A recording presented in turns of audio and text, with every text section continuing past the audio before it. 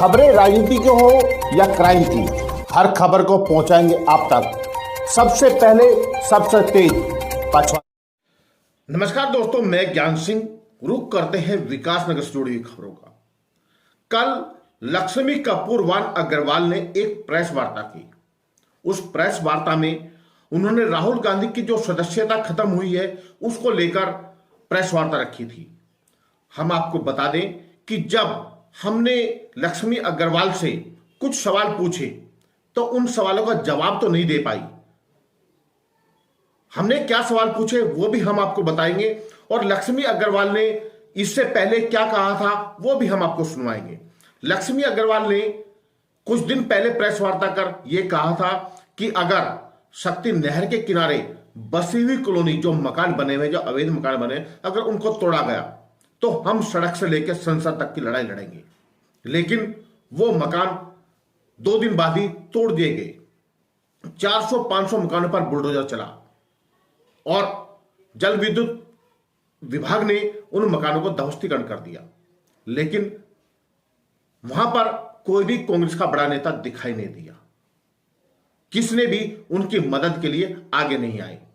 जब हमने उनसे यह सवाल पूछा तो लक्ष्मी अग्रवाल जो है बौखला गई और उन्होंने कहा कि हमारे जो कैबिनेट मंत्री रहे हैं नवप्रभात जी, उन्होंने इस पर पहले ही ज्ञापन दिया था, हमने पुतले भी दहन किए थे, हमने सब कुछ। तो वो सवालों को उलझाने लगी से लेकर और जो है विधानसभा तो क्या लगता है कि ये लड़ाई लड़ी जाएगी या वो लोग बेघर होंगे? देखिए, इससे पहले भी जो हल्द्वानी के वनफूलपुरा में जो प्रकरण हुआ है वो आप सबने देखा है। कांग्रेस ने पहले दिन से उनकी लड़ाई लड़ी है और न्यायालय ने जो है अपना जो निर्णय दिया वो उन लोगों के पक्ष में दिया। तो सरकार तो हर उस व्यक्ति के साथ खड़ी है, उन लोगों के साथ खड़ी है जो इस सरकार उन लोगों को दबाने का प्रयास करी, उनको उजाड़ने का प्रयास करी। हम लोग बिल्कुल अपने नेताओं का एक ताका लग गया था, क्या कारण है जिले में होते हुए राजधानी में अभी तक कोई आया नहीं? हमारे पूर्व मंत्री, कैबिनेट मंत्री जो है नवप्रभात जी, उन्होंने इतना बड़ा अभी वो किया और इस पे हम जल्दी इस पे आंदोलन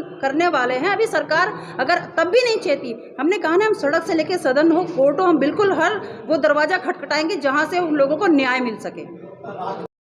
हमने उनसे दूसरा सवाल पूछा कि आज जो आप सदस्यता की बात कर रहे हैं, जब काजी रशीद मसूद और लालू यादव को सजा हुई थी उस दौरान उनकी सदस्यता खत्म हुई थी, तो उस दौरान जब सदस्यता खत्म होने पर एक विधेयक को लाया जाना था तो उस जो विधेयक पास होना था उसको राहुल गांधी ने बकवास बताया। उस विधेयक को राहुल गांधी ने बकवास बताया था और बकवास बताकर उस विधेयक को फाड़ दिया था। तो उस पर आपका क्या कहना है? उसका सही जवाब तो नहीं दिया, लेकिन लक्ष्मी अग्रवाल जो है अपनी ही बातों को आगे बढ़ाती चली गई। जब हमने उन समाचार को दिखाया, हमने उस समाचार को प्रमुखता से प्रकाशित किया, हमने उस समाचार को प्रमुखता से दिखाया, तो लक्ष्मी अग्रवाल का आज सुबह फोन आता है और फोन पर हमको सीधे एक ब्लेम किया जाता है कि आप गोदी मीडिया हो, आप भाजपा के पत्रकार हो। लक्ष्मी अग्रवाल जी, मैं आपसे पूछना चाहता हूं कि आप मुझे भाजपा का पत्रकार कह रहे हैं, आप मुझ पर जो है गोदी मीडिया का आरोप लगा रहे हैं। मैं आपसे सीधा सवाल पूछना चाहता हूं कि आप ये बताइए, आपने जब वादा किया था कि हम सड़क से लेकर संसद तक की लड़ाई लड़ेंगे, आज वहां पर गरीबों के मकान टूटे हैं, इंदिरा आवास टूटे हैं, आपने क्या वहां जाकर एक दिन कोई राशन दिया है उन लोगों को? क्या आपने, उनके मकान टूटे थे, क्या आपने उनको त्रिपाल दी है?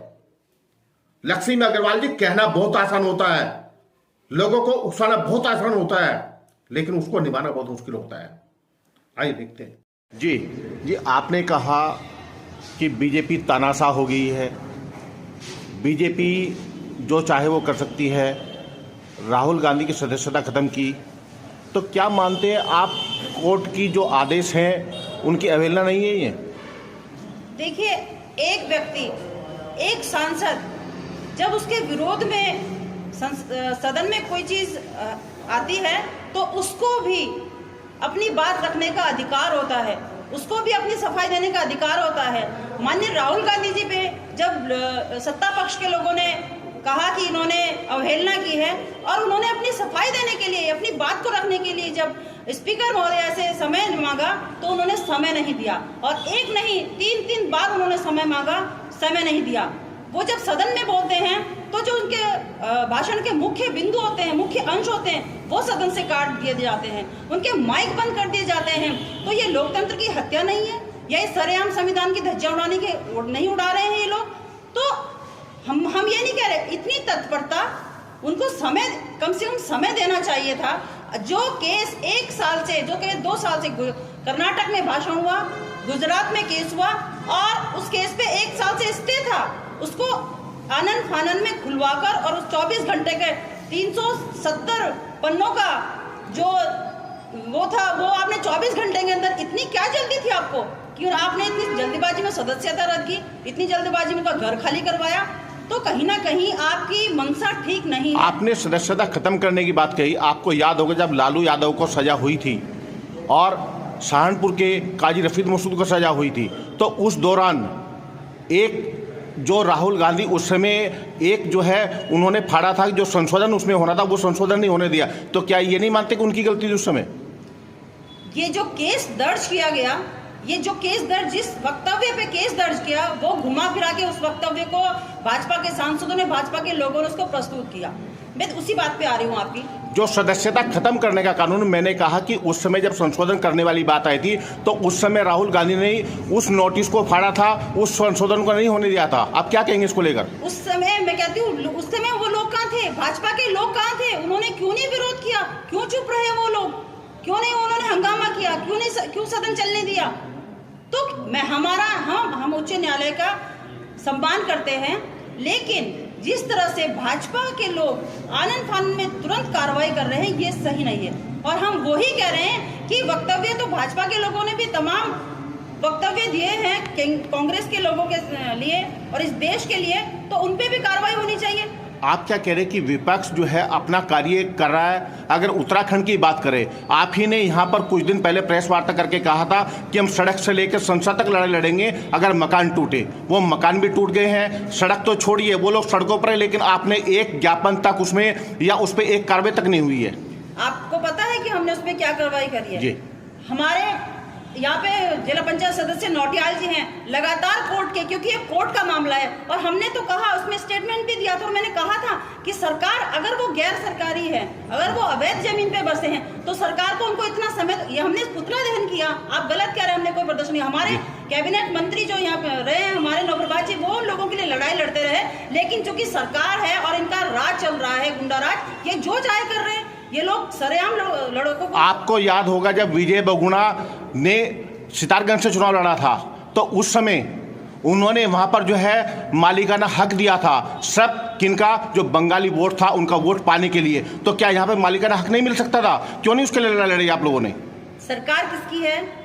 2016 से तो कोर्ट में लड़ते, लड़ रहे हैं ना, कोर्ट में लड़ रहे हैं। कोर्ट ने, हाई कोर्ट ने दिया है, गए सुप्रीम कोर्ट में। अब उसका आपको जिला पंचायत हमारे जो लड़ रहे हैं, हमारे माननीय कैबिनेट मंत्री जी उसके बारे में बताएंगे, बिल्कुल। लेकिन ये सरकार जिस तरह से आनन फानन में काम कर रही है, मैंने यही कहा, यहाँ के, अगर ये सरकार इतनी हितैषी आम जनता के लिए अपने आप को बताती है, तो यहाँ के विधायक क्या कर रहे थे? यहाँ के जो और लोग थे भाजपा के, वो क्या कर रहे थे? वो भी तो सरेआम तमाशा देख रहे हैं। आप तो सरकार में हैं, आप जाते, आप कहते हैं उनसे कि अभी रोकिए। वो लोग जब लोगों के व्रत चल रहे, नवरात्रों के रोजे चल रहे, ऐसे में वो लोग सड़क पे खुलेआम अपने लेकिन विपक्ष की भूमिका कहाँ थी?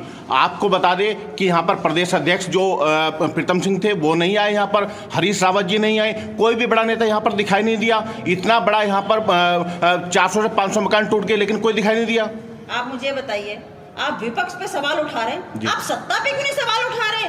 आप विपक्ष को तो कह रहे हैं कि प्रदेश अध्यक्ष, आपके विधायक यहाँ पे खड़े थे, सत्ता पक्ष के लोग यहाँ खड़े थे, आप विपक्ष पे उंगली उठा रहे हैं। सरकार में वो लोग उंगली उन पे उठनी चाहिए कि वो